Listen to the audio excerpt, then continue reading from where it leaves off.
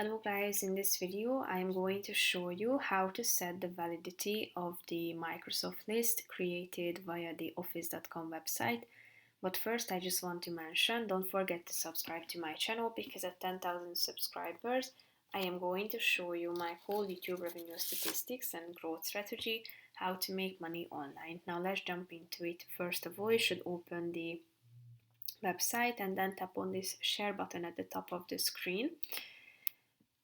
It might take a few seconds till it loads, but then tap on this button below the link. Here you can find this further settings section in the middle and tap on this second option where you should select the validity date, so the end of validity of this list. Select it and then tap on the apply button down below and then it will be updated. So that's pretty much it for this video guys. See you in the next one. Bye bye.